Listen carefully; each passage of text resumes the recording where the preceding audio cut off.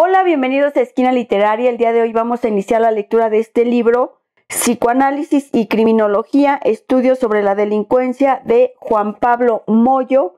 Espero que el YouTube lo permita subir. Lo vamos a leer completo, no es un libro muy extenso. Se divide en dos partes. La parte 1 consta de 2 capítulos y la parte 2 consta de 3 capítulos. Espero que les guste. Este libro no trae introducción, así que empieza con el capítulo número 1, la distinción de Freud, introducción. Espero que les guste. Capítulo 1, la distinción de Freud, introducción. El psicoanálisis aplicado a la clínica con delincuentes comenzó a desarrollarse paulatinamente junto al movimiento analítico mismo y más específicamente después de las guerras mundiales. Si bien la cuestión del crimen está presente en sus textos, Freud no se ocupó directamente de la delincuencia, excepto en un breve artículo, y sus indicaciones sobre el tema son escasas y secundarias. No obstante, en su obra pueden ubicarse algunas conceptualizaciones y referencias divergentes. En el prólogo a la obra de Eichhorn, de 1925, Freud realiza una clara distinción entre el psicoanálisis del neurótico y la reeducación del joven desamparado, por un lado, y el delincuente impulsivo por el otro. Esta justa apreciación expresa cuidadosamente la profunda experiencia de Eichhorn con delincuentes juveniles. En efecto, como se apreciará en la segunda parte de este libro, a partir de su práctica inaugural con jóvenes delincuentes, la figura de Eichhorn será decidida en la historia del psicoanálisis con respecto a la terapéutica del adolescente. Por otra parte, en este breve prólogo a un libro sobre la ardua labor terapéutica, educativa y política de Eichhorn, Freud no omite mencionar el chiste sobre los 3 oficios posibles: educar, curar y gobernar. Desde otra perspectiva más sostenida, problemática y estructural, en La moral sexual cultural y la nerviosidad moderna, de 1908, Freud realiza una indicación al margen de la temática central. Quien a consecuencia de su indoblegable constitución no pueda acompañar esa sofocación de lo pulsional enfrentará a la sociedad como criminal, como outlaw, fuera de la ley, toda vez que su posición social y sus sobresalientes aptitudes no le permitan imponérsele en calidad de grande hombre, de héroe. Esta concepción paradójica del héroe criminal supone una idea no patológica del delincuente que encuentra un correlato en 2 teorías sociológicas. 1. La hipótesis del delincuente con sobresalientes aptitudes que le permiten transformarse en héroe resulta análoga al rebelde funcional de Émile Durkheim y a lo que Robert Merton ubica como modo de adaptación al sistema de tipo innovación. El rebelde funcional no es un delincuente absoluto, es calificado como tal por las instituciones porque cuestiona la división impuesta del trabajo y las desigualdades sociales que la acompañan. Asimismo, la rebelión que instiga es funcional porque ilumina la falta de correspondencia entre las capacidades individuales y la asignación de roles sociales. El prototipo del criminal héroe que abre el camino de los cambios es Sócrates, un hombre que sostiene ideas ilegítimas para lo que Durkheim llama conciencia colectiva. Según el derecho ateniense, Sócrates era un delincuente y su condena justa. Sin embargo, para Durkheim es un héroe que anticipa una moral y una fe nuevas, la libertad de pensamiento que se hacían necesarias en la Atenas de aquel entonces.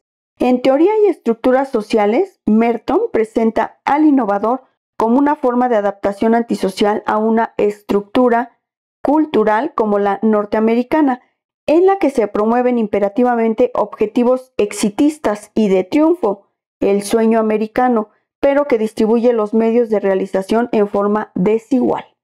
Por otra parte, según Foucault, el héroe criminal aparece después de 1840, en el contexto burgués o pequeño burgués, junto a la constitución de una estética que hace de Lacenaire el prototipo de este nuevo criminal.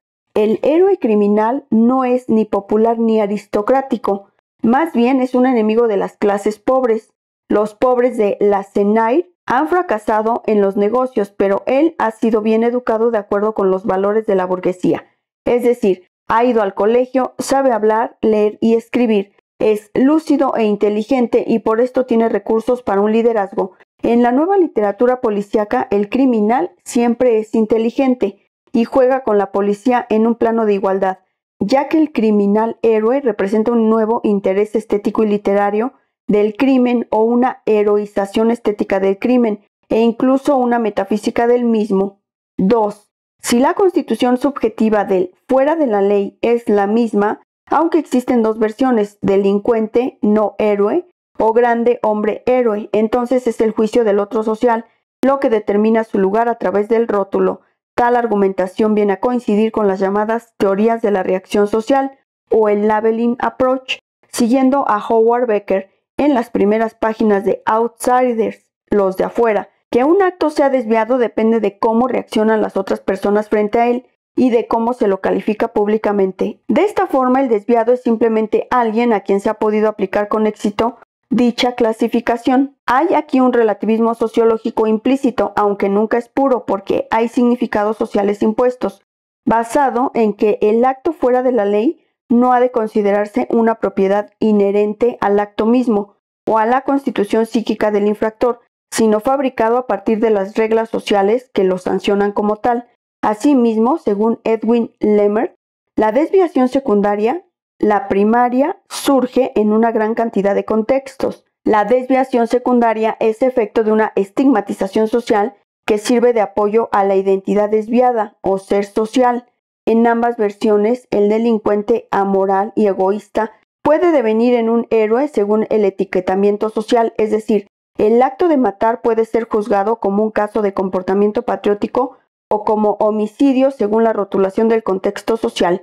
Sin embargo, a diferencia del psicoanálisis, los teóricos del labeling approach continúan la tradición de los estudios de George Mead, en los que el yo es un producto social y por ende su actuación depende de la manera en la que actúan los otros con respecto a él. El fenómeno del yo y sus identificaciones acentúa el aspecto consciente que Freud considera frágil y secundario frente al determinismo inconsciente. La diferencia entre las ideas de Durkheim y Merton por un lado y las de Becker y Lemert por el otro es que para los primeros el delincuente innovador y funcional es alguien que se rebela contra la sociedad, mientras que para los teóricos del labeling approach el desviado es un producto de la sociedad y en cierto modo una víctima maltratada por un aparato burocrático cuya labor correctiva resulta ineficaz.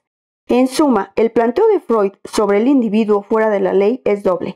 Se acerca conceptualmente a los basamentos sociológicos de Durkheim, oponiéndose al positivismo del progreso lineal y a la criminalidad como patología social, y al mismo tiempo supera la limitación etiológica al involucrar los efectos de la represión social, razón por la cual el psicoanálisis, según Zaffaroni, constituye un claro antecedente o una primera expresión de la criminología de la reacción social. En sintonía con el texto de 1908, en El malestar en la cultura de 1930, Freud realiza una nueva presentación más profunda y definitiva del conflicto entre las pulsiones y el ámbito sociocultural. A lo largo de esta obra, de la madurez intelectual de Freud, se concibe al delincuente como reverso del neurótico, pero con idéntica posición frente al otro social, siendo la brújula de la culpabilidad lo que permite distinguir ambas posiciones. En la misma época, Freud también destaca el egoísmo sin límites y la intensa tendencia destructiva de los criminales que se manifiesta en el exterior como desamor y falta de valoración afectiva por sus pares. La palabra egoísmo es utilizada frecuentemente por Durkheim, no solo en relación con el suicidio egoísta, sino también para expresar las pasiones, el cuerpo y el individuo presocial en oposición al alma y a la razón práctica cultural, de acuerdo a su concepción dualista de la naturaleza humana tal como queda expuesta en las formas elementales de la vida religiosa. Texto que Freud leyó en francés un año antes de escribir Tótem y Tabú. Siguiendo la perspectiva del egoísmo, en 1931 Freud realiza una caracterización de los tipos narcisistas del siguiente modo: sujetos independientes en varios campos, pero expuestos a la frustración por el mundo exterior, con predisposición a la psicosis y que conllevan las condiciones esenciales de la criminalidad. Aquí no se aprecia una diferencia entre el tipo narcisista ligado a la noción de egoísmo, condición esencial de la criminalidad, o el egoísmo con cierto grado de normalidad, ligado a la culpabilidad. Además, tales tipologías resultarán costosas a Freud por el importante desarrollo caracterológico de varios de sus discípulos, que paulatinamente fueron sustituyendo por la noción de carácter, la noción de síntoma e incluso la neurosis misma. Por último, merece un lugar destacado la referencia freudiana, ya clásica en el tema, el breve opúsculo de 1916 titulado Los que delinquen por sentimiento de culpa. Se trata de un preciso estudio sobre los delincuentes con relación a la culpabilidad, que constituirá la médula de la criminología psicoanalítica. Justamente en la primera parte de este libro se toma como punto de partida esta fundamental distinción de Freud sobre los que delinquen manteniendo una dimensión de culpabilidad y aquellos que lo hacen sin sentimiento de culpa. Tal división a partir de la culpabilidad es un verdadero operador estructural en la obra de Freud. La culpa o la ausencia de culpa del infractor es una distinción contractual de inspiración ruseniana que resulta muy útil en la clínica para la captación de la posición subjetiva del delincuente, más allá de la cultura en la que está inmerso. Asimismo, la vara de la culpabilidad subjetiva que utiliza Freud es una antiquísima distinción monista y dogmática basada en el principio de culpabilidad del derecho penal. La división es, en última instancia, normativa y depende de su concepción institucional a partir de los presupuestos de tótem y tabú, que culminan en el fundamento del derecho y la norma original.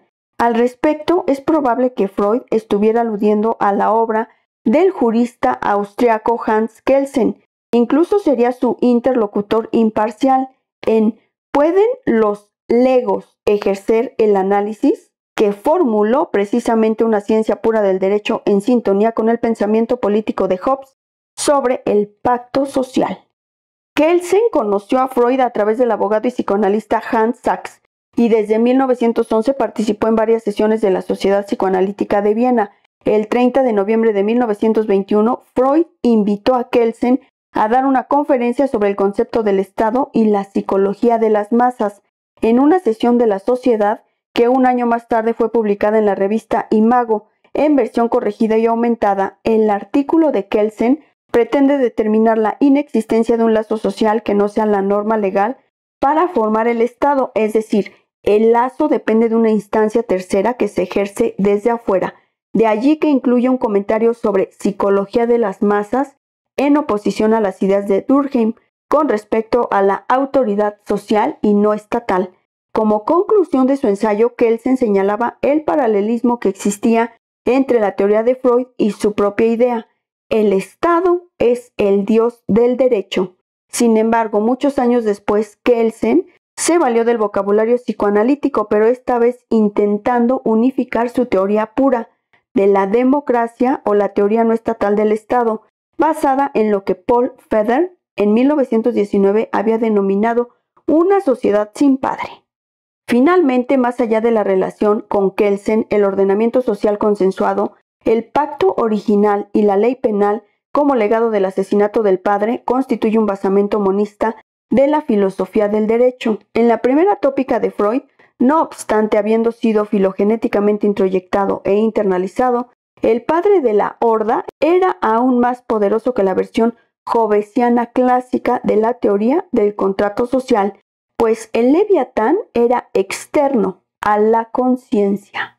Espero que les esté gustando la lectura de este libro, Psicoanálisis y Criminología, estudios sobre la delincuencia de Juan Pablo Moyo. Tiene cantidad de palabras que YouTube no acepta, así que nos vemos en Patreon para continuar con esta lectura.